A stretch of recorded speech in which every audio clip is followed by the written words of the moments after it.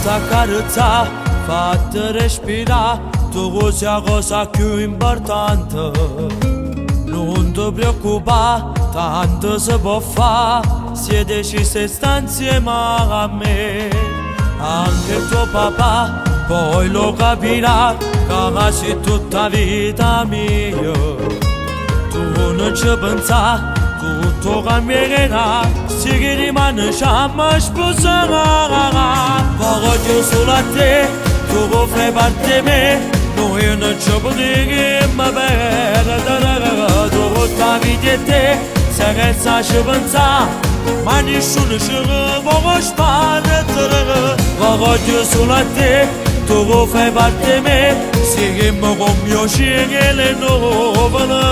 Tu mi fai morire, tu mi sai capire, ma nessuno ti può somigliare, se che trovo pa' femmina.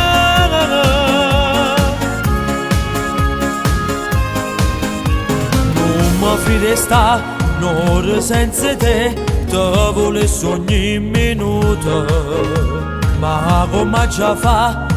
Tu fa capire che sei troppo grande per me. Voglio solo a te, tu fai parte di me, noi non ci potremo perdere. Tutta la vita di te, se che ci pensa, ma nessuno ci vuole sparare. Voglio solo a te, tu fai parte di me, se che mi compiace le nuove.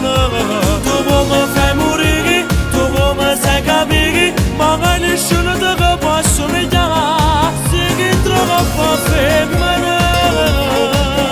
Nai, nai, nai, nai.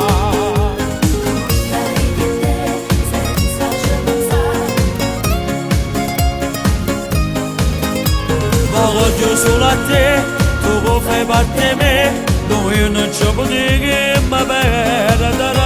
Tutta la vita di te, se che ci pensa, ma nessuno ci vuole sparare.